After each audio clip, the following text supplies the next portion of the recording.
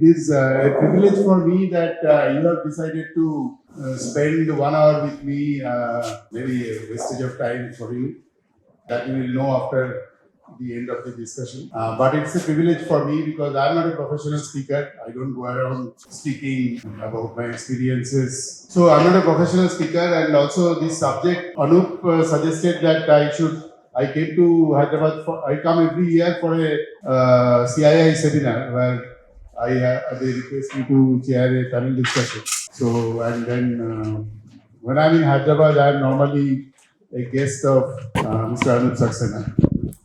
So this time he said that why don't you come and give a talk. I think I came 3-4 years back. Or how many years back? 3 years back, and I gave a discussion. But that was more on the cement industry. And this time I chose to talk about something which is not cement industry, which is a good idea, isn't it? You are always, talking about cement industry. You are in the middle of the dust and noise and all that of cement. So talking about something else could be a little refreshing. The topic is, I think you already got the information. The topic is Decoding Destiny, how we build our own future. You can say what this topic has to do with us. We are already 40 or 45 or whatever you can say. The average age could be 40. And already the better part of our career is behind us. But it's not right to think in that way. When we discuss this, we will see that there is a lot that we can do ourselves to determine what we are going to be in the next 30 years, next 40 years, next 20 years. We have a lot of things to do to decide that for ourselves. Now, this is not a talk where you are going to learn something new. If you have that expectation that next 1 hour you are going to learn something very new, like rocket science or AI, you're not going to learn anything new. What I have tried to do is a subject which I like very much, because this has come out from my thoughts of my own experiences, and you will also be able to correlate, and will be able to think about what happened in your life, your career, and how these thoughts also correspond to your events, your experiences. So you're not going to learn anything new, but next 1 hour, I don't know whether 1 hour or 45 minutes or 1 hour and 15 minutes. I'm not a professional speaker. I'm not timing myself. But next 1 hour, we will be discussing about things which are from my life experiences, thoughts, and ideas. Which, mind you, all of you have. These thoughts and ideas, I have just taken them together and strung them together and tried to focus the whole experiences and thoughts in one direction. What is the direction? The direction is about destiny. Destiny means what? Destiny means, when it's come, the similarity of the word destiny with destination.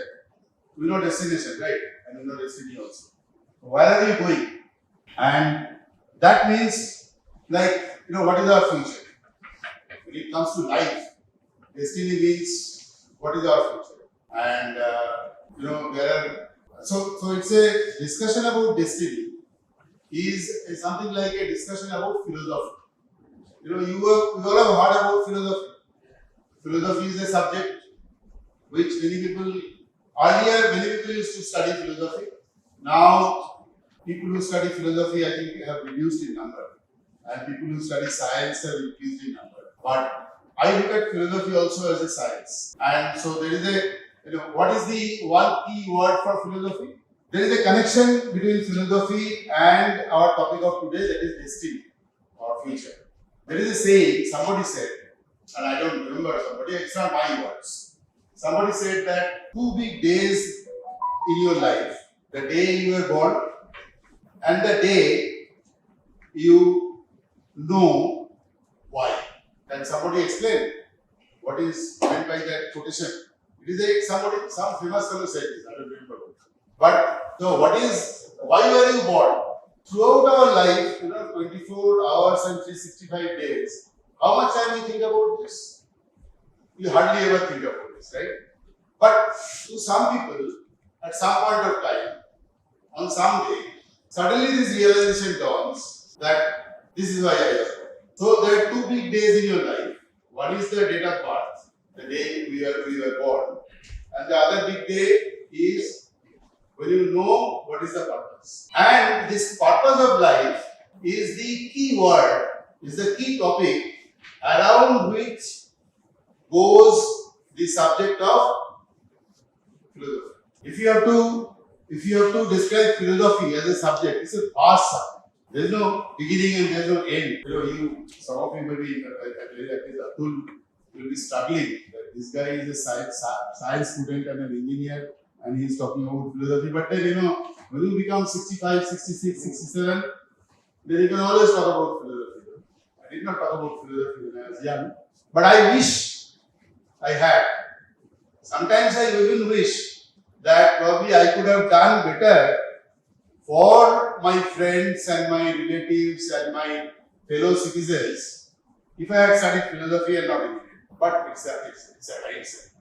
On hindsight, you can talk about many things which I could have done better or I could have done differently. I would not say use the word better. So this fellow who said that the two big days of your life are when you were born and when you came to know why I was born. Okay, so that brings us to the purpose of life, purpose of my life, your life, everybody's individual life, and it can be different. And in philosophy, there is no right or wrong answer.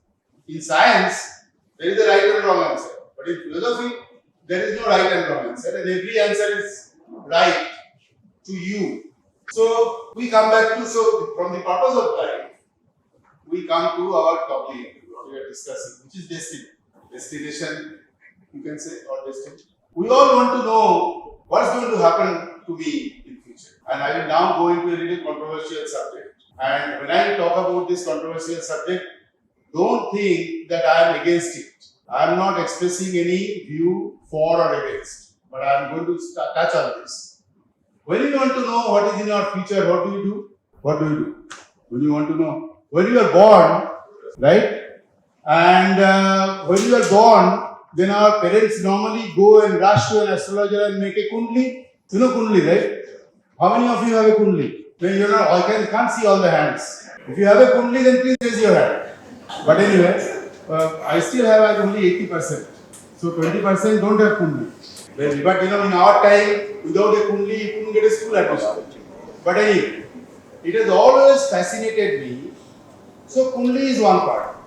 And that was not in our control because our parents decided to go in for a kundli, right?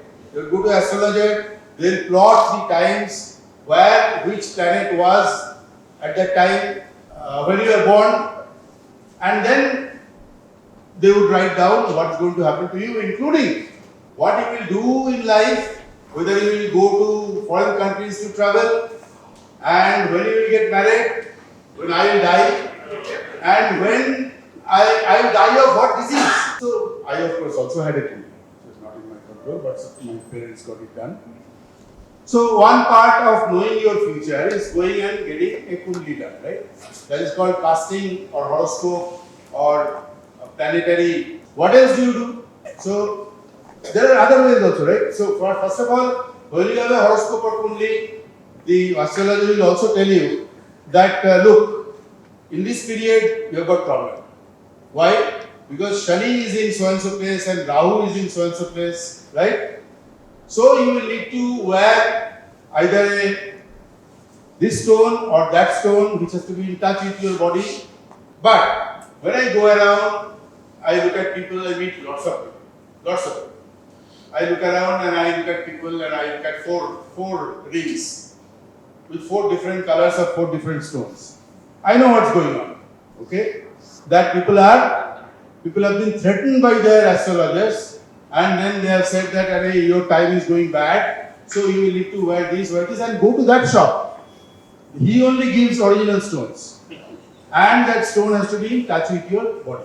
For my daughter also, my wife and me, we have done that. So I have nothing against this belief. But honestly, I have spent a lot of time and I have read some books to try to figure out scientifically is there any linkage between the time of your birth, and the position of the planets, and your fate. I am saying fate because what is fate? Fate means preordained. Fate means it is not going to change. Fate means whatever you do, it is your fate. Right? So, and that's something very cruel, very brutal. I can't change. And something to do with a planet's position when I was born has got really scientifically no linkage. So I am telling you about this. I'm creating the introduction for the subject destiny or destination by saying what do you think of destiny? How we conventionally think of destiny and our future. So we also do what? We also do palmistry. How many people have gone to a palmist? Only two have gone to a palmist. In Hyderabad, business of palmistry is gone. I mean, they must not be getting through. Only two people to palmist. But it's not a palmist, right? And the palmist will first tell you, this has happened to you in your past, this has happened to your son, this has happened to your daughter, you have done this, you have done that. Then now, he will start telling you about your future. How many of us, before an exam, would go to a temple? So we have good response. So I tell my wife that, when you want to achieve something, say a child's marriage, or a big university exam of your son or daughter, then my wife will say, I have promised this God or goddess so much puja, so much money and so much this, so much that. So I always tell her that if you slightly increase your budget, then will the God not be happier? And will the result not be even better? So if you have promised the God X amount of rupees worth of puja, we can afford more. So, but we are still interested in our destiny, right? We want to control outcomes. We want to figure out what's going to happen to us. And somehow in all this, what we are discussing, there is an underlying message, there is an underlying feeling that things are not in our control. Yes, there may be a feeling that I will decide my own future. But when you are talking about palmistry, when you are talking about horoscope, when you are talking about stones, and when you are talking about puja, at that moment at least, we are thinking we will get assistance from somewhere else, right? For all you know, even I may be having some of these things. In more or less, somebody has more, somebody has less, right? But my life's experiences, I'm trying to share with you and to tell you. Many times, many of these predictions come true, whether it is astrology, whether it is Kundli. For example, my father's horoscope, it said, in this case it did not come true. My father's horoscope, it said that he will die at the age of 75. 70. My father's date of birth is 1921. So at that time the life expectancy was what? At that time, what was the expectancy of life average? 50, 60 years. So 70 written in the Kundli would have made his parents very happy, right? 70. Very good. So everybody was happy. The Kundli maker was also happy. And the Kundli customer was also happy. But my father is 102 and he is still alive.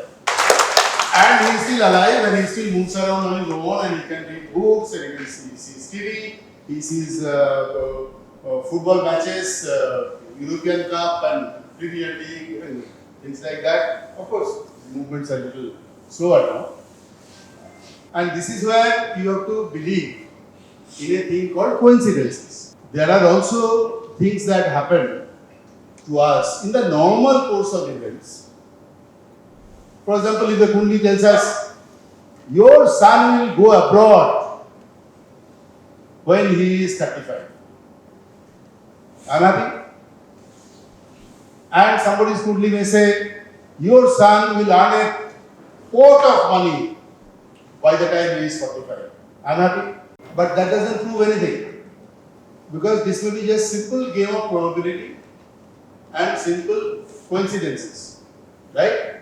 Einstein, you all know Einstein, right? Everybody knows Einstein. Einstein said something very interesting which resonates in my mind.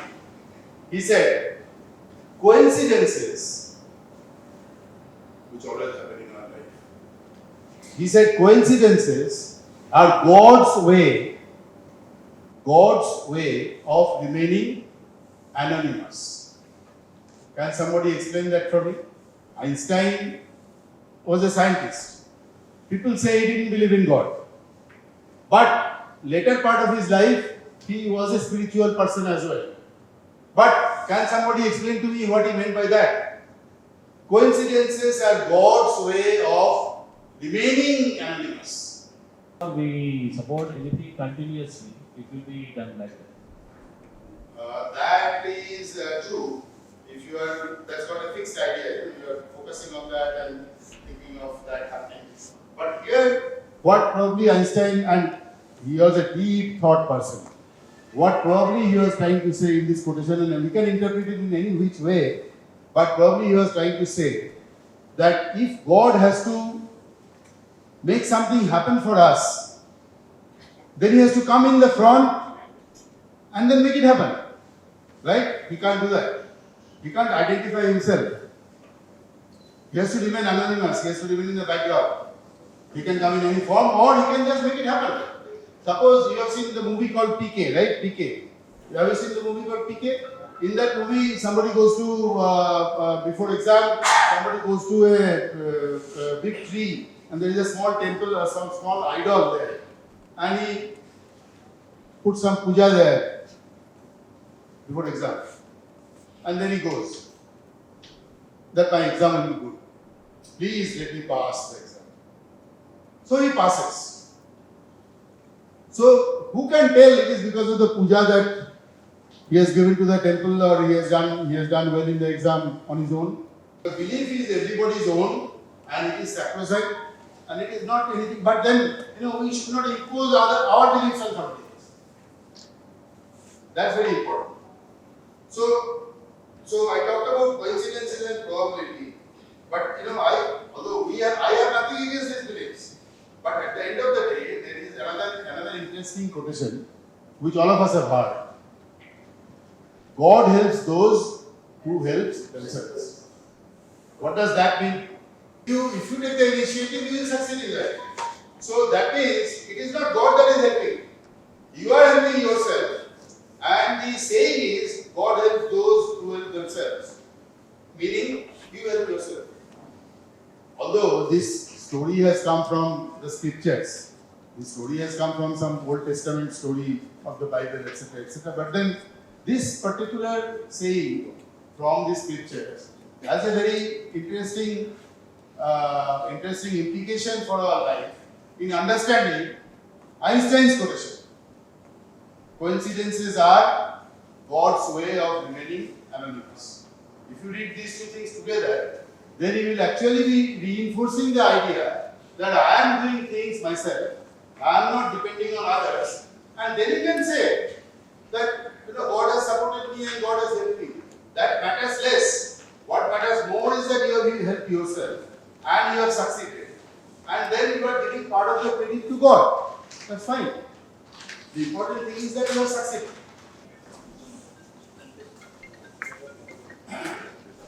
This is self. Self means I myself. This is family. It is slightly larger group than self. So I'll write family. And this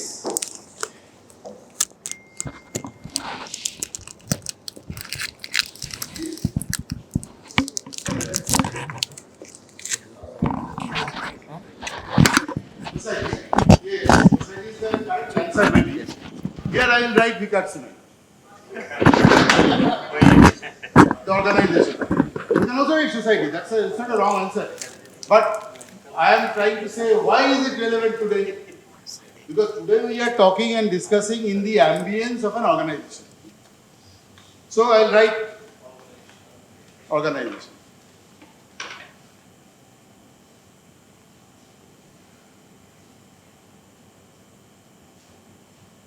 And the last one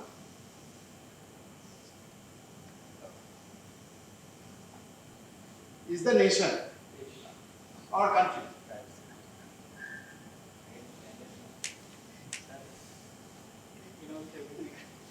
So when we are talking about destiny, building a future for ourselves, we are first talking about building a future for myself. Then at the same time, and maybe equally important to us, building a future for our family. So you don't build a future for your parents, you build a future for your children, right? You try to contribute to building a future for your children, which we all do. So again, I'm not saying anything new, but bigger than self in terms of scope is family. And bigger than that in terms of scope is, you can say, organization or you can say society. And even bigger than that is our country. Are we building future of our country? Yes. So as we are going from here to here in this direction, as we are moving from self to family to organization to nation, in our thinking, we are actually contributing less because others are also contributing. Here, I am the controller. But as I am moving in this direction and going up to the nation, we are basically contributing less, but still contributing. Right? So this is, the contribution is coming down here. Or influence, you can say, contribution and influence is coming down here. And as we are going from self to family to organization to nation, one thing is increasing, and that is the influence of leadership. Because the moment it comes from self to family, in family there is a leader at any point of time. In company there is a leader. And in nation, of course, there is a leader. And so as you move like this, the influence of leadership increases, and therefore, how much that leader is able to think about the vision and is able to make everybody work together in that direction becomes more and more important. Is it correct? So I can say this is leadership.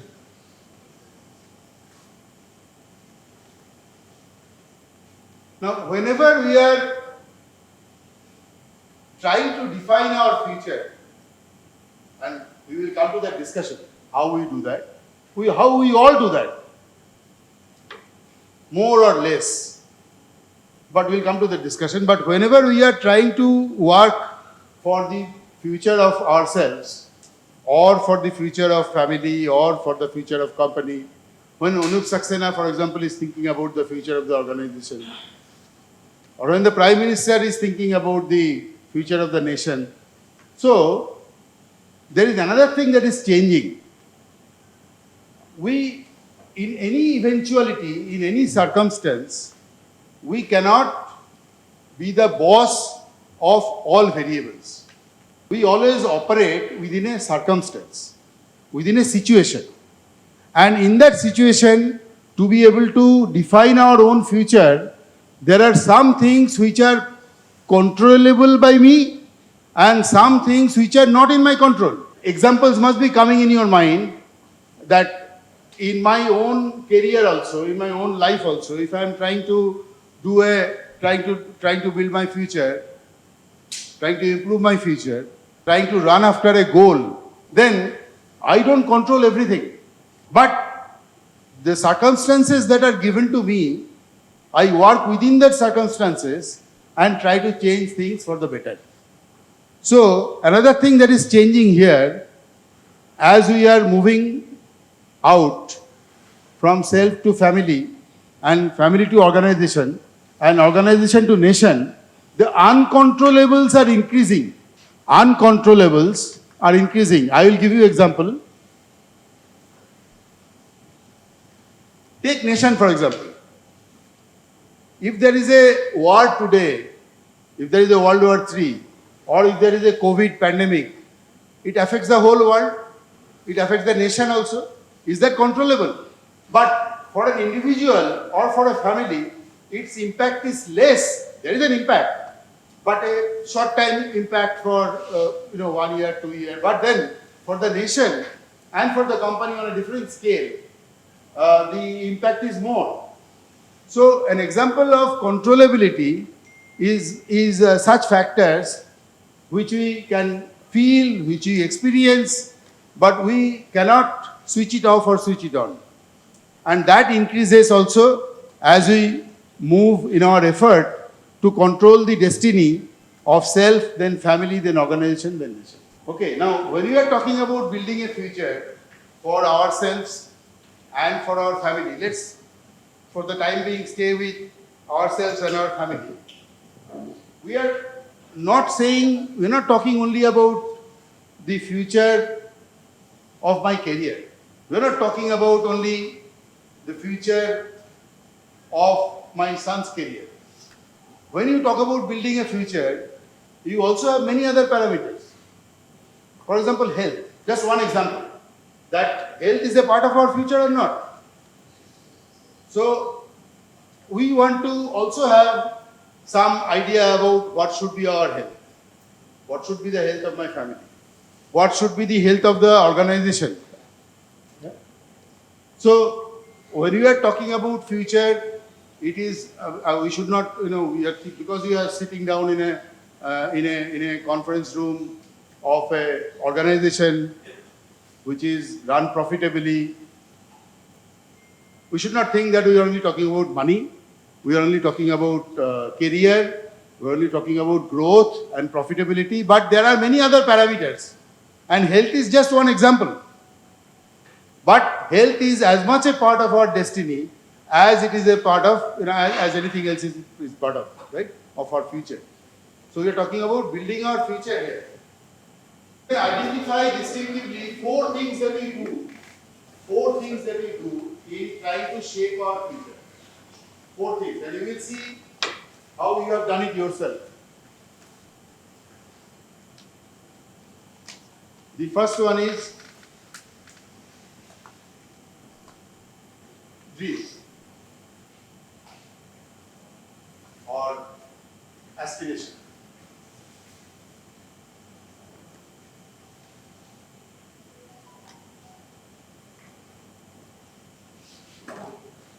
Skills and knowledge. Why is skills and knowledge required? If you have a dream, you will need to equip yourself to realize that dream. We cannot say that we will become CEO of a company and not do anything to learn things which are required to become a CEO of a company, right? So, skills and knowledge, acquiring skills and knowledge, and we will discuss this with examples, is the second part of the process. Third part of the process is creating opportunities. I will just write opportunities because some opportunities you create and some opportunities come to you by accident. Accidents and coincidences to me are same. So we go back to Einstein's quotation. Accidents are God's way of winning universe. But opportunities are not only the opportunities that you create, but sometimes opportunities come without asking. But without opportunities, if you cannot create opportunities, then you cannot change the course of your life. Or, if you cannot create opportunities for your children, think of it. If you cannot create opportunities for your children, you cannot change the course of their lives. Up to some point in time, up to when they're in school and they're going to college and all that, your job also to partly create opportunities for them, right? So, creating opportunities or grabbing opportunities when they come on their own is the third part. And the fourth part, and this is the last part, is to make choices. And this is the most difficult part. And this is where you go wrong many times. This is where you go right sometimes. It was the wrong choice. Because I feel today that I did not enjoy. I enjoyed learning engineering, but I did not enjoy the career that came after doing engineering as much as I would have enjoyed if I had done philosophy or sociology or economics. Perhaps, I would have earned less money, but I would have enjoyed my work more. Now this is hindsight, right? But these choices that we make, we will discuss this more, are also driven by our values. This is where our values come in, and you all know values, right? Values. One of the biggest values, which is not defined as a value anywhere, but which I characterize as a value, is a bit funny. I characterize middle class thinking as a value, because that was my value, part of my value system when I was young. And I'll explain that to you. But whatever is your values, whether it is honesty, integrity, ethics, whether it is speed, whether it is customer service, whether it is spirituality, these are all values. Today's realization. He is asking whether that realization today that I may have is because of enlightenment. Enlightenment is not like that of Buddha's enlightenment, but it is also true that any individual's perspective about things change as he experiences more and more things in life and becomes more mature or immature, whatever. But because people don't necessarily get matured when they age, they sometimes get immature also. In a sense, you are right that all of us have changed in the last 20 years, right? We have gained more experience, we have gained more perspectives, and we have changed our views and opinion about so many things. We'll come to these choices because remember, these choices that we make is the core of building our future. The other three are easier to discuss, but choices is the most difficult to discuss. And here you will find when you discuss that there are so many experiences that we have. I gave just one example, right, of myself. But you will be able to relate to the way we make choices. It is not always an option for many of us. So, given a situation, you have to opt for it, whatever it may come to you. If you take example right from the schooling days or engineering days, because suppose if you go as an engineering student for admission and you are given an option, only this branch is available, mechanical or chemical or civil engineering, but you are aspiring to go for the computer science.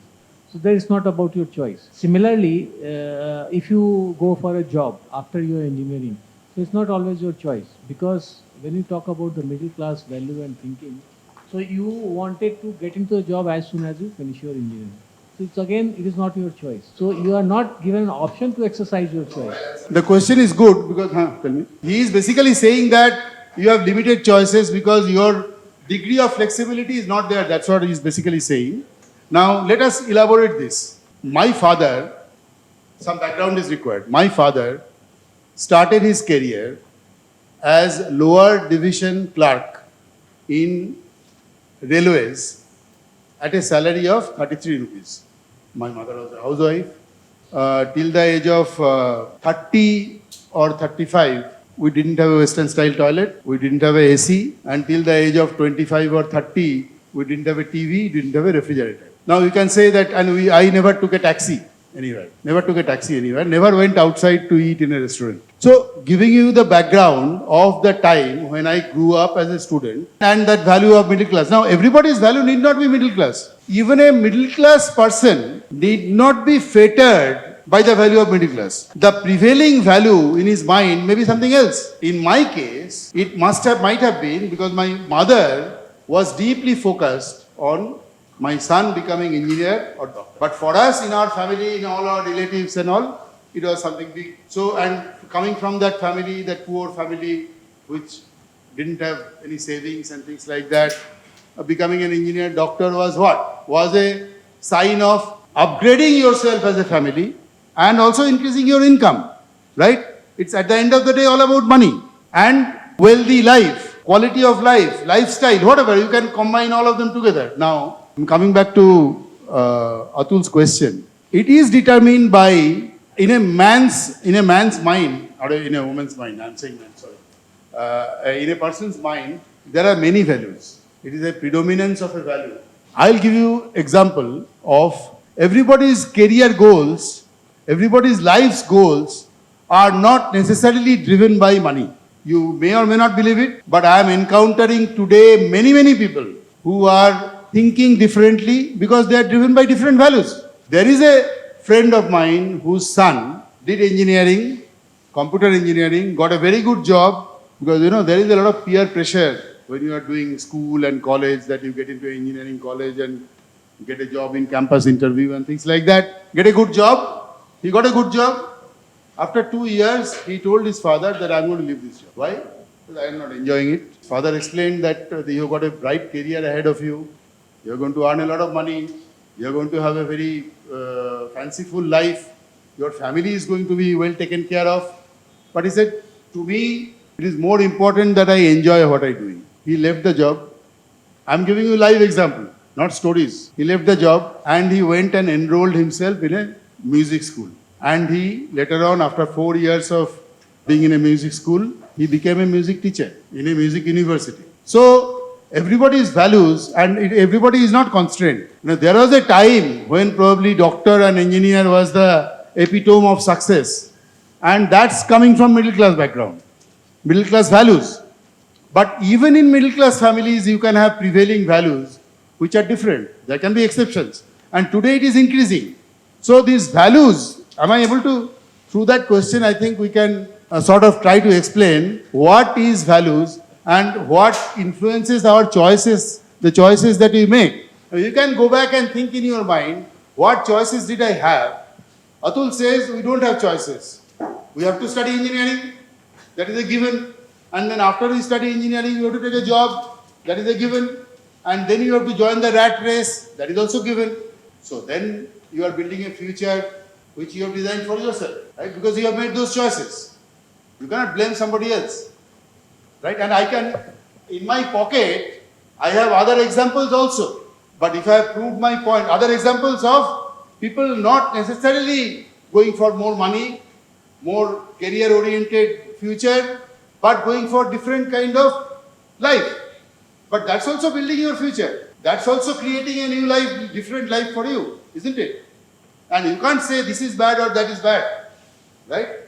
At the end of the day, who will be the judge that the person who is working in a company and ultimately becomes the MD and CEO and chairman, etc., and earns a lot of money and has 2-3 cars and has a big house, he is happier. Or the person who has enjoyed all these years of his life and has a moderate life, is he happier? The design of your life is in your hands. But it's also not a lie that most of us look for financial security. And that looking for financial security comes from our background, our childhood. When I spend 100 rupees today when I spend 100 rupees, the pain that I have, the hesitation that I have, my son and my daughter thinks it is like 1 rupee.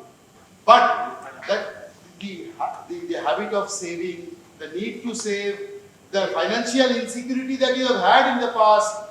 When I was in college, my father's salary, these are no more confidential information, but my father's salary was 2,500 rupees when I was in college. When I took my first job, that's a matter of choice now, we'll come there. When I took my first job after 5 years of engineering, there are a lot of companies would come for campus interview, right? Even then, big companies used to come. I remember 2 campus interviews I appeared for, because once you get a job, you can't appear for another interview. You can't take all the jobs, even if you are a good student. So, Larsen and Toubro was the first company, and I got the job. Three of us got the job. Mechanical engineering in IT Kharagpur. And after that, and the salary promised in Larsen and Toubro was 600 rupees, 1979. And there was another campus interview where I also got the job, but I was not allowed to accept, and probably I would not have accepted also. And that was a company at that time, they used to recruit management trainees directly. Larsen and Toubro would recruit a graduate engineer trainee, 600 rupees, and DCM group. Now, that time, there was a Delhi-based group called DCM Group. Now they are not very much in existence, but it was a very reputed group, paymasters, good paymasters, and their salary was 2,300 rupees per month. So I took this 600 rupees salary job and went and joined Larsen and Toubro. I don't have to defend that decision today, because all decision on hindsight can prove to be wrong if you apply different filters. And those filters are your continuously changing perspectives and your values, how they are getting molded, etc., with life's experiences. So there is no absolute truth here. But a choice was made, and the choice was made to take up a job with 600 rupees salary. And I went to a place in Odisha where the accommodation, etc., the food expenses, etc., was such that I remember I wanted to buy a transistor radio, which was at the time 700 rupees or 400 rupees or something. That time there was no tape recorder, no nothing. Transistor radio, I had to borrow money from my mother. I, of course, remember all those songs that I still love from those days from the transistor radio. But those are nostalgic memories. But we are spending more time on choices, but let's come back to dreams and aspirations. Dreams, people dream. It's not the normal dream that I'm talking about, that you have a good dream or a bad dream and you wake up and tell your wife, I had a good dream or I had a bad dream. I'm not talking about that daily dream. I'm talking about dream about yourself. Those dreams are what gives rise to your aspirations. Aspiration means ambitions, right? So what do you want to do? When you talk about a country or when you talk about a company like yours, that dream is actually called vision. You all know about vision statement and mission statement and all that. Sometimes we write, right? Vision statement, what the company wants to go. What's the long-term goal of the company. It helps to create a vision statement where everybody is unified. Everybody agrees to the vision statement, right?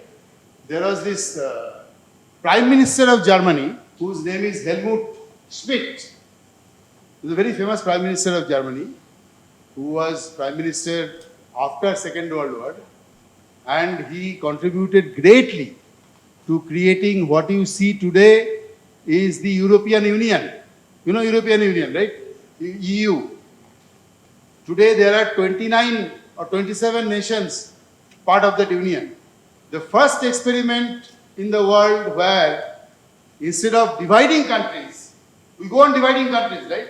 We go on dividing states, Telangana and Andhra, Uttar Pradesh and Uttarakhand, Vietnam, Korea, they are just dividing states. But the first experiment in the world where countries have been unified with one border, one financing system, one currency, it's a big experiment. Doesn't succeed without effort. The amount of statesmanship, the amount of discussion that goes in. So Helmut Schmidt was for me, he was a very big leader, big statesman, because he could achieve that along with other leaders. Now he said, why I'm saying all these things about Helmut Schmidt, he said, anyone who has a vision, like Anup Saxena may have a vision about Vicar system, right? Or Mr. Narendra Modi or Mr. Jawaharlal Nehru might have had a vision for India. So Schmidt says that anyone who has a vision should go and see a doctor. What does it mean? It's actually a joke. He basically says that visions are nothing. The word vision has two meanings. One vision meaning is to mean long-term aspirations of a group of people or a nation. Another vision is how good you can see with your eyes. So of course, if you cannot see with your eyes, you go to a doctor, right? So basically he is saying that this vision about nation and all that also is useless. If you have a vision about, if Anup Saxena has a vision about his company, he should go and see a doctor. But not a eye doctor. He should go and probably see a different kind of doctor. Yeah? So this is a joke. Basically he is belittling vision because maybe in his experiences he found setting short-term targets are better than doing a lofty target, and he is saying anyone who has a vision should go and see a doctor. But at the same time, if we are not able to set an aspiration for ourselves, then we will not be able to take the next steps. But mind you, the aspiration for ourselves can change. It need not be static. Again here, let me bore you with my example. When I was in school and I was passing out and I wanted to become a professional, let's say, because my mother has said, you have to be a doctor or an engineer. So I'm saying professional. Chartered accountant in that time in Bengal was not that much preferred. Although also professionals. Lawyers in India at that time, although professionals, but that time lawyers used to be the not very respected. Nowadays it is changed. So I had this aspiration, which was possibly beyond my scope, but I thought that I should become the CEO of a very large company when I was passing out from my school. I had this goal that I will become the CEO of a very large company. I do not know how this got created in my mind. I used to read newspapers every day. I used to follow politics. I used to follow sports. I used to follow the business page and everything before my school days also. I mean, during my school days. But how it got shaped, this aspiration, I still don't know, but I remember. And is that consistent with my joining a 600 rupee job in Larsen & Toubro Limited? Maybe yes, maybe no. But that's still a choice that I made, and we'll come to the choices. But it's important to decide what is my aspiration. Now, before I go to the next step, skills and knowledge, let's just talk about who we are and what we want to be. Who we are and what we want to be. You know, who we are, when we are born, who we are. We are born somebody and we die somebody else. So you're not the same.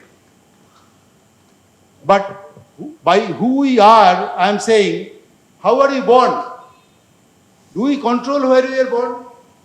Do we control in which country, in which caste, in which religion, in which financial strata? With what height? With what color? Do we control that? So we don't control who we are born. We don't control. It's a fait accompli.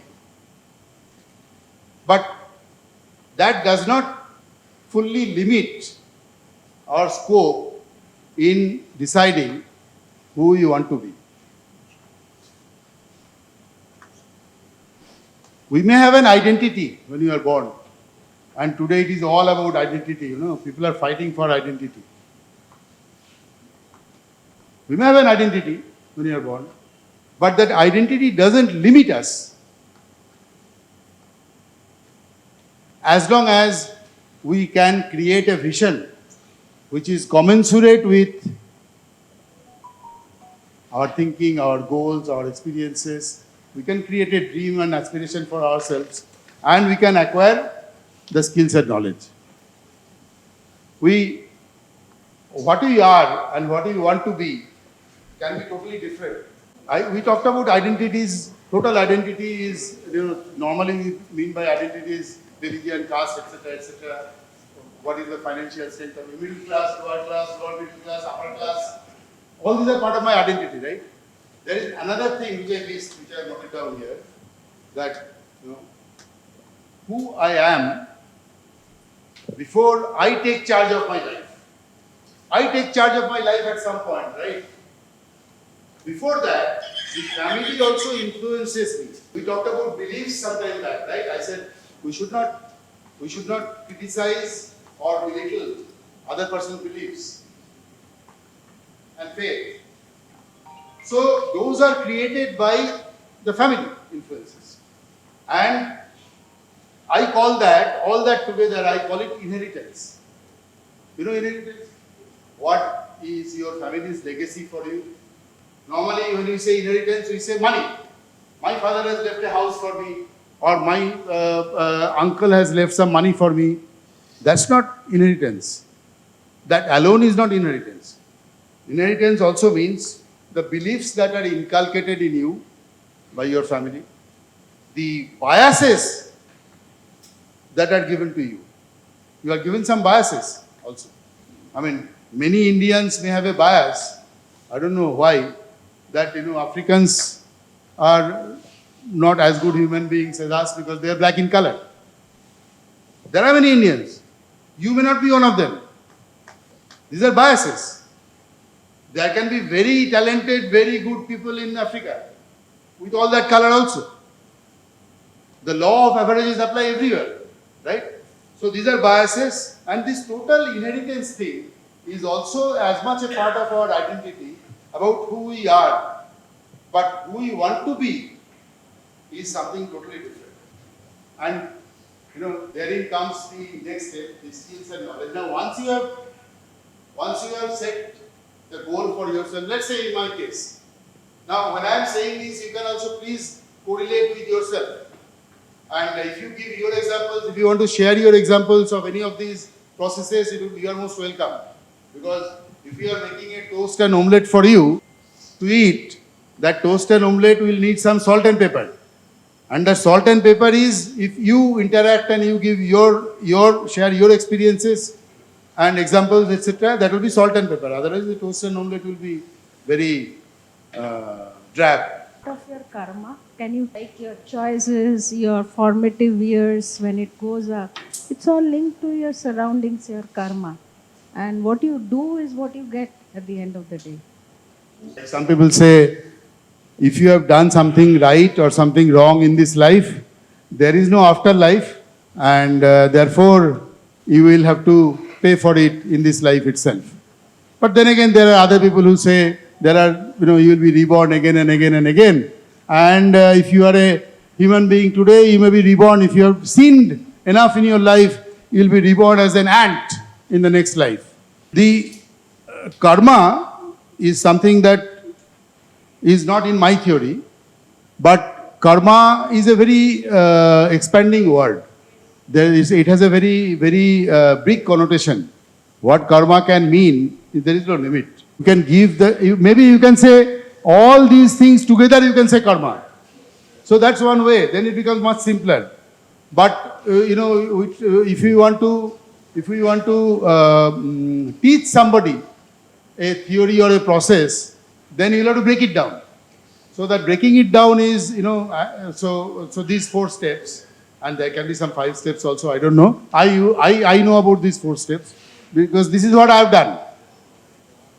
So acquire skills and knowledge. So if you want to become a music teacher, and if you want to enjoy life, you want to like what you do. I give you one more example. My daughter, I'm not sure that he is enjoying his career. He's doing well, but he is enjoying his career or not, I'm not so sure. My daughter, by the time we had learnt, so our perspective changed. Maybe we learnt the hard way. So our daughter was encouraged to choose a profession. And she chose architecture. And she became an architect after 5 years of grueling effort. She became an architect. She practiced as an architect for 3 years. Today, she is not doing architecture work. She is doing something that she enjoys. She is doing illustration. She has suddenly found that she loves doing it. She enjoys doing it. She can apply her imagination and so she is doing illustration and designs and things like that. So this is again a real life example from my family. So indirectly, I might have played a part in letting her decide her own course, not just for selecting a educational, the skill and knowledge, which was architecture in her case. Yeah. But then again make a choice and to look for something that she will be enjoying more, and it is never too late. In life, there is not anything, any choices that you make are not cast in stone. By the way, that gentleman who left engineering and TCS job and learned music for 4 years and became a music teacher is today a pilot. And I'm not giving you a story. I'm giving you a real life example. So this came to my mind because I wanted to tell you nothing is cast in stone. This is something that was not thought about, at least I think so, 20 years back. This is something new. And the world is progressing, society is progressing, and human beings are also progressing, becoming more progressive in their thinking. And this is what that proves. So acquire skills and knowledge. Again, I'll give you an example of mine that I was to become an engineer and doctor, can't become both, very rare case. So I got admission into IIT, I went to IIT, and then the medical admission results were out, and I got admission in the best medical college in Calcutta. And my mother was of the view that if I come back to Calcutta and become a doctor and join this medical college, I'll be operating from home. And here I am in, Kharagpur. I'm not coming home for days and staying alone. And, mothers will think that way, that he's not getting good food and this and that. So why don't you do medicine? So that was another choice. So I decided that no, I will continue to do engineering, because by that time, I loved the hostel atmosphere and the freedom, etc., etc. So for whatever reason, because that also, probably in my mind, I still don't recall, I analyzed that being an engineer will possibly, that skill, that knowledge will possibly give me a good start on the way to my aspirations of becoming a CEO of a large company. By that time, I had that ambition. So, is an example of skill and knowledge. Now, I had all my first 20 years of my career as an engineer, I had a hatred or dislike. I would not use the word hatred. Withdrawn. Delete. I had a dislike for the word MBA. How many MBAs here? Yeah. So I used to think that MBA is nothing. They don't teach you anything. And that degree is an American kind of fashion and doesn't help you in your career. So I used to look down upon MBAs whom I would meet. And also, besides that, I also didn't have the money to go and do an MBA. Even that time it was costly. And I had also a compulsion to do a job because my family was not that well to do. So when I passed through my career and I was sent by my managing director to IIM Ahmedabad for a 6-month course. He said, I am moving you from this position to this position, completely different position. But in between, I am sending you to, and along with me, another 3 people from our company. We went to IIM Ahmedabad for a 6-month course, which was equivalent to an MBA. Because the classes used to go on from 8 in the morning to 8 in the evening. And all the normal MBA professors, and there were very grueling case studies and this and that. But, I went through that course, skills and knowledge. I went through that course, and in my subconscious, possibly I understood that I will need, as I went through that course, went through the topics, whether it is human resource management, whether it is risk management, whether it is project management, whether it is marketing management, whether it is decision analysis, whether it is statistics, whether it is economics, whether it is business economics, all those topics that were covered. Slowly I started realizing that I will need these.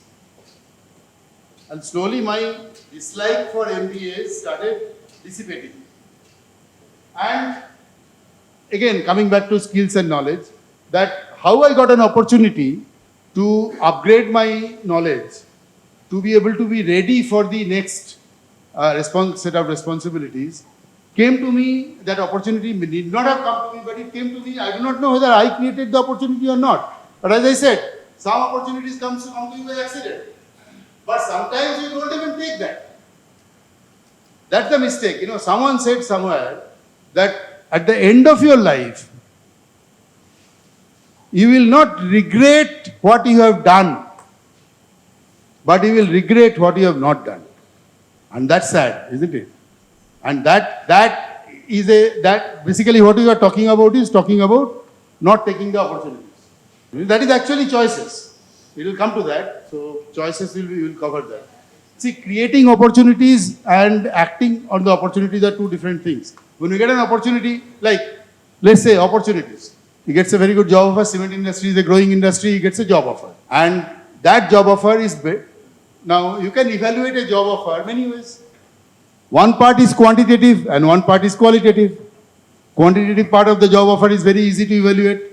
How much money I will get here, how much money I am getting here, after paying tax, how much I will get net extra. In next year, what promotion I will get here. So that's all quantitative, we can do that. But there is another qualitative part which is not so easy, which has to do with what is the group culture here, what is the group culture there, what is the kind of colleagues I will get here, what is the kind of atmosphere for work, am I going to have the freedom to work. So there is a whole lot of parameters which cannot be evaluated by numbers. So at each of these decision-making processes, Mr. Mallaredi will perhaps say that no, Mr. Anup Saxena is a good boss and I have his confidence and he likes my work and I am able to perform well here and I am comfortable here, and even if I am getting X amount of rupees more, that extra amount of rupee is not worth the uncertainty of going into a new job in a new environment, in a new circumstance. That could be one way of looking at it. That could be one decision. Now, who knows what would have happened if he had gone there? 20 years from today, Mr. Mallaredi may think, I should have accepted that offer. And that is an example of regretting what I have not done. What I have done is I have, don't tell Anup,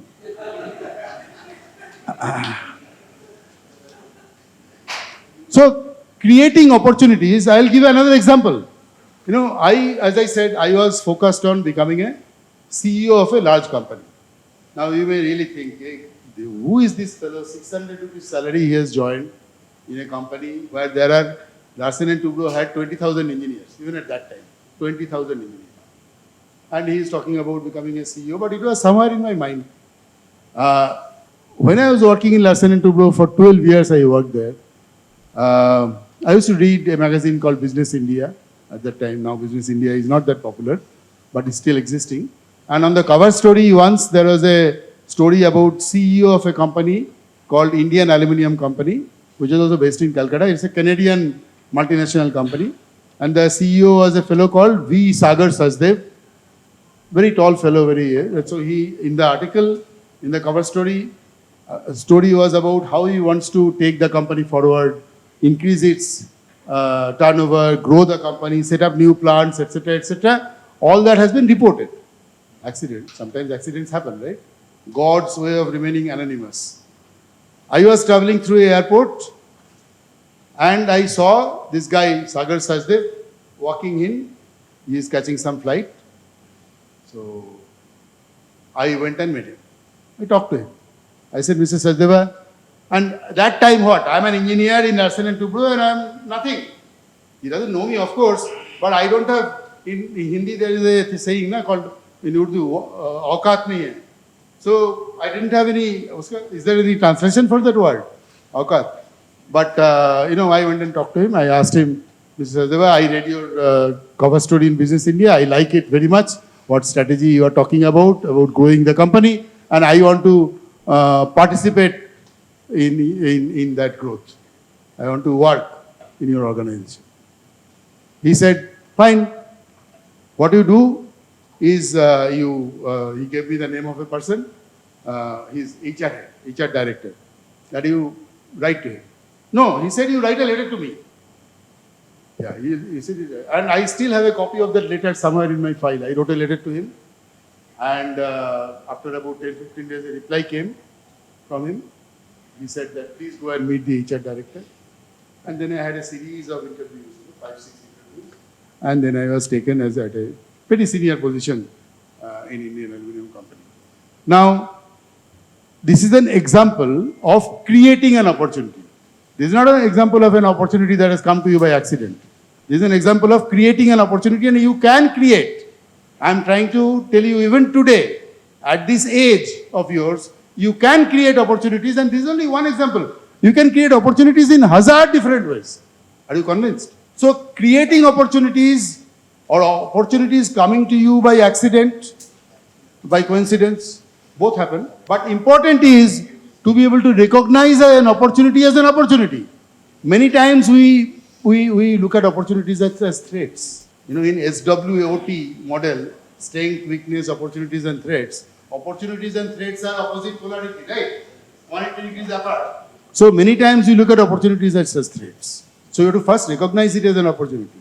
And then consider whether to choose to take that opportunity or not, right? Another example. Examples are, what keeps us alive, because many people are sleeping. Are you interested in hearing this story? Okay, in Indian Aluminum Company, this I don't need any notes. Indian Aluminum Company, I joined not knowing anything about aluminium. Only spelling I knew of aluminium. That also, by the way, English spelling of aluminium and American spelling of aluminium is different. So I started working in the first captive power plant. It's a long story, I'll cut it short. I started working, and for some reason, for taking some very courageous decision at my level, that time I was not that senior, in a project investment, selection of an equipment, I took a very courageous decision which was opposed by my boss, the CEO of the power plant, the power project. And I was so convinced about that choice of equipment, that particular crusher, impactor crusher. What we use in limestone mines today, the same thing for crushing coal. So I was so convinced, I wrote a letter to the managing director over the top of my CEO, meaning the project head, with my boss. I wrote a letter to the managing director, and the letter was handwritten. That time, all these, so many computer printers and all those things were not there. Handwritten letter, and it was a 4-page letter. And the managing director was a chartered accountant. But the letter was fairly technical. After I sent that letter, I knew something or the other will happen. So after that letter was written, 2-3 days later, the managing director came to my table, my office, my table, in full view of everybody. And he said, Sumit, you written this, he brought that letter with me. And he has made red marks on that here and there. He said, I have gone through your letter. To the extent I understand, you seem to be, there is technical reason, but you seem to be deeply convinced about it. Are you sure? At that time, my surety has, in the matter of crores of rupees of investment. I said, yes, I am sure. From my table, he went to my boss's cabin. He had some discussion, and he went out. And then my boss called me and said that, he did not call me, he called the consultants and told them that you will have to specify this equipment. The decision has been changed, because everything goes to the consultant, no?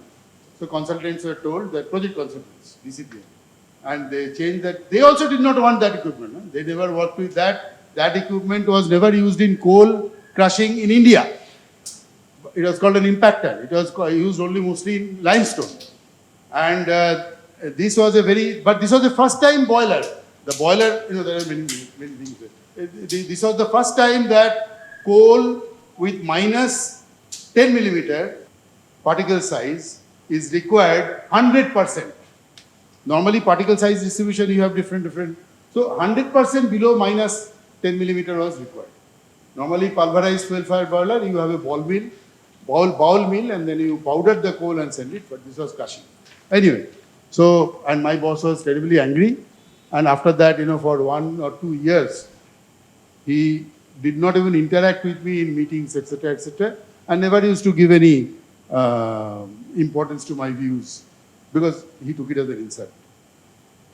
Just to jump a few more years, that power plant which we built in Hirakud, that crusher which was installed there, it was in the year 1994 or something, 1993 or 1994. Me and my wife, we went for a reunion there last year. Reunion to Hirakud. All those people who set up the power plant so many years back. And the people who are operating the plant from my days, they also came. Some of them are still there. And they went to stage and they said on the stage that Sumit sir had selected this crusher. This crusher is today, so there is now, that was the first unit of power plant we set up. After that, there are 5 more units, which are set up subsequently. This crusher is working for 32 years without even a change of bearing.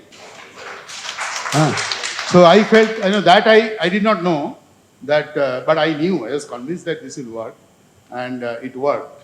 But all the other units subsequently had hammer crusher, which is a different principle, different operating principle, different price, different everything, and each of them are breaking down. But this crusher, which is the oldest one, did not break down till today. Yes, you have to change the liners, you have to change the impact plates and things like that. So this is just giving an example. So how that is relevant here?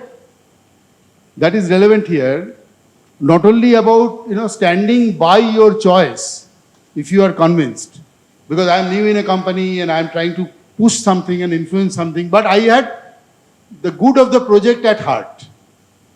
I did not try to, and I had the technical confidence. So what that did was, the same managing director who overruled everybody else to support, he did not know me, and he's a chartered accountant. He is the guy who sent me for that IIM Ahmedabad training program for 6 months. So how things are connected and how things happen. So what I am trying to say is that one has to be bold. One has to be, there is an element of risk in every decision making process. There is an element of risk. We have to take risks.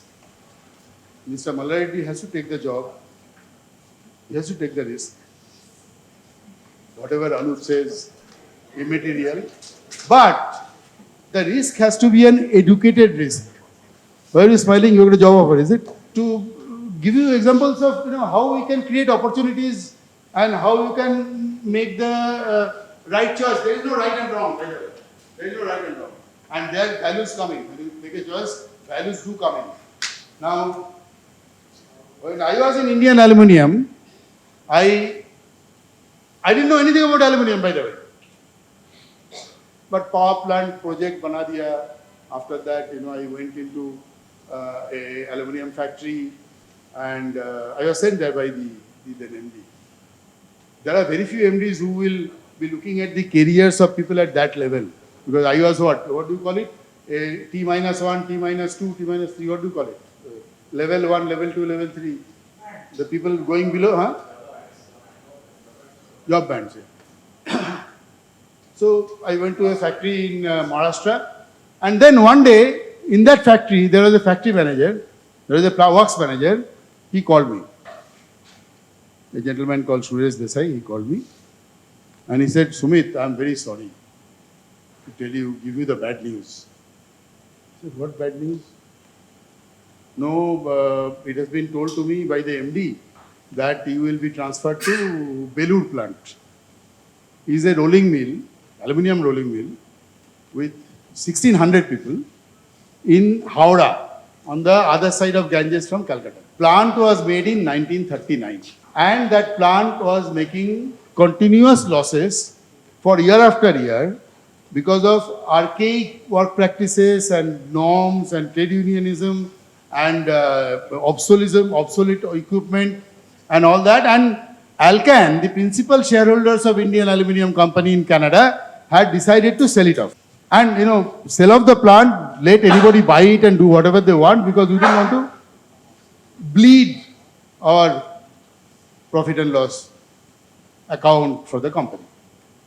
So my works manager told me that it's very bad news, because I think this is going to be the end of the road for you in Indal. So you may as well, you can also look for a job. I will support that. You can look for a job. But I don't know whether you should accept the assignment in Belur. Now comes the question of Atul. Atul said, many times we don't have choices. He said that, right? Now, did I have a choice at that time? By that time I had a family. By that time I was deeply concerned and worried also about, the continuity of, all the expenses, and son going to school, daughter going to school, and I had my parents in Calcutta and I was staying in Maharashtra. So maybe I could have looked for another job, because everybody before that who has gone to that Belur plant has been kicked out in 1 or 2 years' time, and they have just not been able to make any changes there, basically. And you know something called long-term agreement? Who knows about long-term agreement? Only the HR person knows. Anybody else knows? Anybody from the factory? There is nobody from the factory. So, So long-term agreements are agreements with the unions, which are valid for 3 to 4 years. And that long-term agreement discussion with the, there were 3 unions in Belur, in Indian Aluminium Belur at that time. One Communist Party union, one Congress union, and one another Splinter Congress Group union. There are 3 unions. And the discussion was going on for 2.5 years.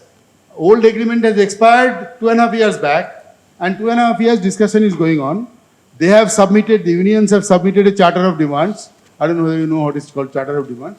Asking for 1400 rupees, 1450 rupees per capita increase per month. And the management has responded with an offer of 270 rupees per capita per month, saying that they are making a loss, etc., etc. And that agreement is in a deadlock. And I had no experience of aluminium. Zero. I don't know why, but my bosses over the time, I think Atul was telling me also that, over the time, have somehow, and this can be true for all of you also, have somehow thought it fit to try out of the box thing, but nothing has worked. Nothing has worked, no? So many aluminium experts have gone there. What have they done? So let's put somebody without aluminium. So with a sad heart, I came to Calcutta and went and joined in Belur. And it's a very long story. But partly in this case, Atul's premise actually applies, in the sense that I hardly had a choice. Hardly had a choice. But I only had the confidence that my managing director has thought that he wants me to go and do something there. So there may be some possibility that I may be able to do something. So I was in Belur from 1996 to 2000, 4 years. And in that 4 years, I mean, what was done is a Mahabharata. I cannot tell you a Mahabharata. But by that time, I have completed the IIM Ahmedabad program. Yeah. Although I don't know much about aluminium, but I have the management tools at my disposal. I was just telling Atul. I have the management tools at my disposal. I know about data, I know about data biases, I know about root causes, I know about corrective actions, I know about the management processes for making continuous improvement, etc., etc. All those things are known to me. And of course, union is another story. So, I was gheraued for 14 days in my office. 14 days. On the 14th day, 13th, anyway, it's too long a story. So, for the long-term agreement was not getting signed, we were not agreeing to their demands. I had asked the unions to make sure that, two-thirds of the people take BRS and go. Otherwise, there is no profitability of and the productivity has to be increased. So many things. starting from the size of rasgulla in the canteen to the incentive and etc. Everything was in question. There used to be a ration which was started from Bengal famine days. Bengal famine was in the 40s, 1940s. The Bengal famine was. This plant is 1939. Bengal famine at that time, the Canadian owners, they started giving ration to people for, like today, the governments are giving to people. The companies started giving rations to people, 10 kg of rice, 10 kg of dal, 10 kg of chini, and all that kind of stuff, and they used to take all of those, and that is still continuing. So that I wanted to stop. And there were slogans outside the gate that the works manager's black hand has to be crushed. Crush his black hands. So, but anyway, after 14 days of Gherao, you know the term Gherao, right?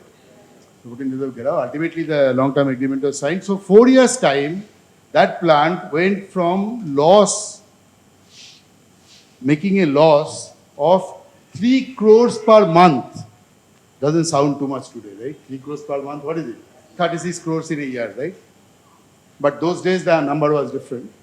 So from 3 crores per month to a profit of 35 crores per year in 4 years. And that, now would you call it an opportunity? The decision to accept that job at Indal Belur, I believe, to me, in my whole discussion, this is the little powerful example that, when I went to Belur initially, me and my family, everybody were very downcast and despondent and unhappy and not so hopeful. But this is an example of an opportunity or a threat.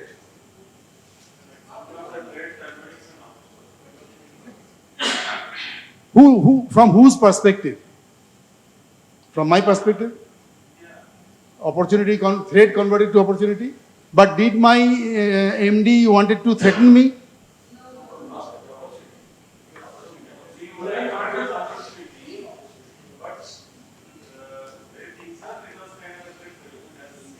See, he's right, because for my MD, there was nothing left to try.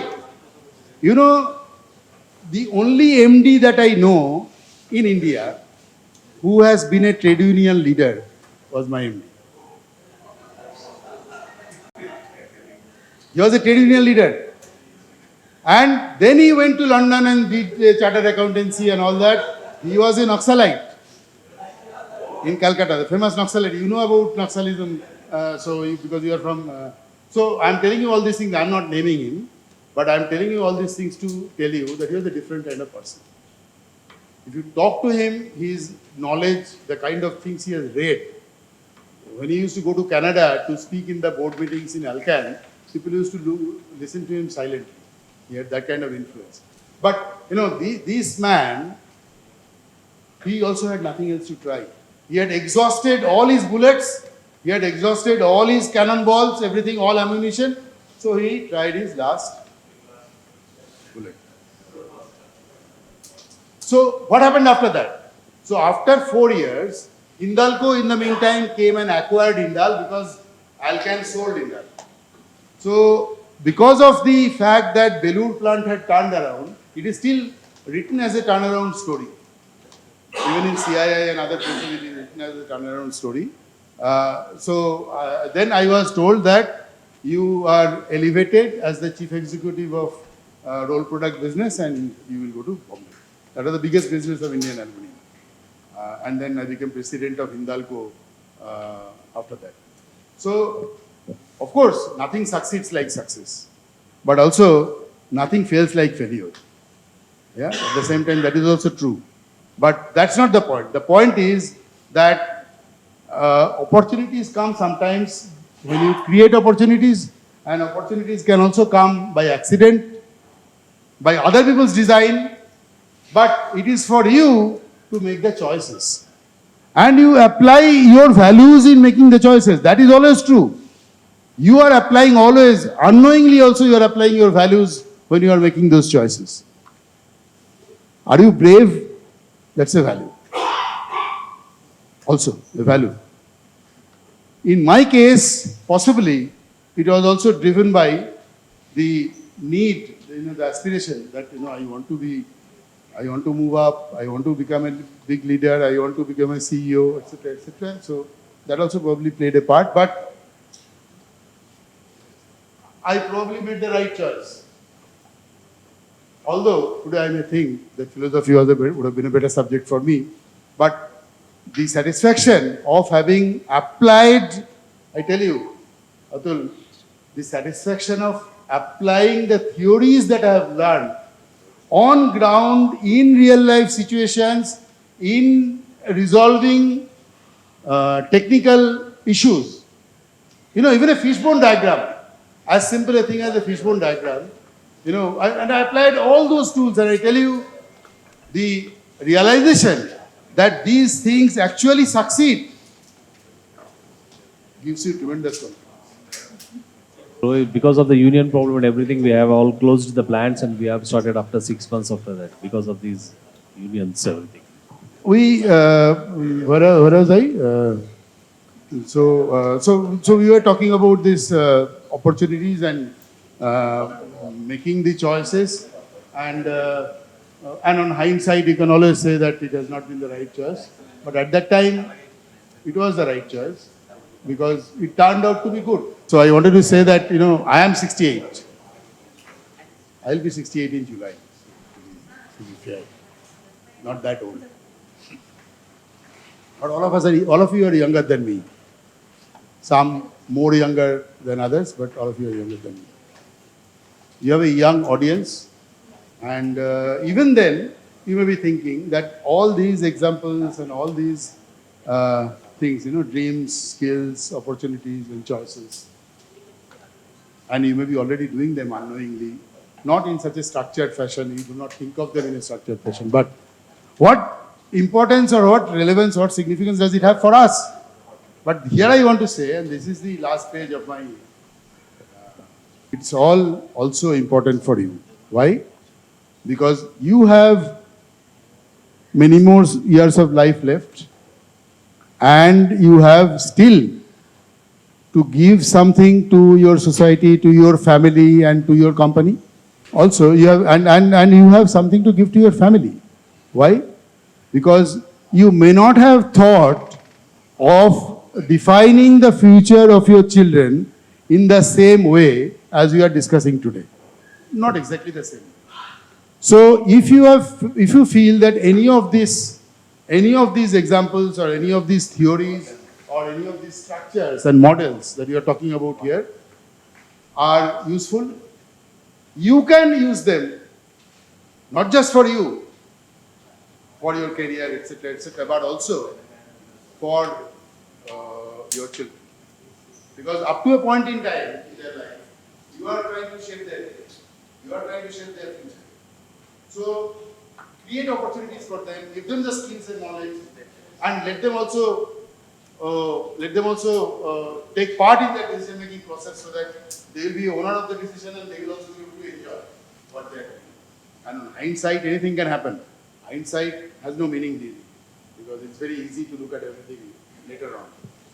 So you can add new skills even today, and you can also make career choices like Mr. Maladi is doing, and you can take right decisions even today in terms of not just you, your company, and your family members, and help build a good future for your company. And this is most important. Train your children to build a good future. Teach them to look at opportunities as opportunities and not as threats.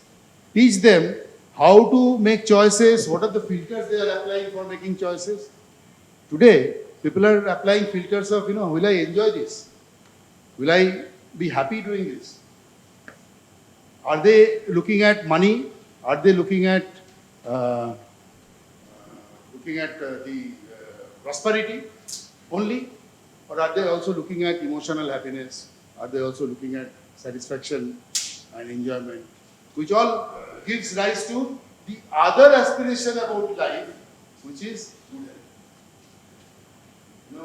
our jobs, all of us here, are stressful. Because we are, to very easily say, we are in a rat race. We are trying to do better and better and better every day. And we take our stress back to home and create disturbances in home. And we are kind of, some of us are plant people, they are 24 hours on the job.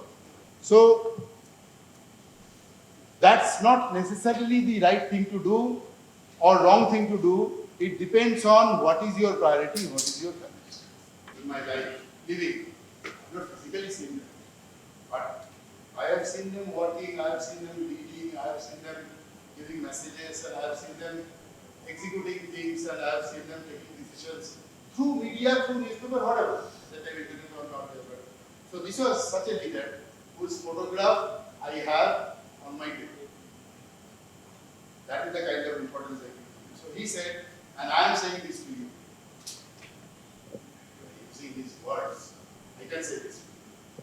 I'm not taking the credit of the words. He said, may your choices reflect your hopes and not your fears.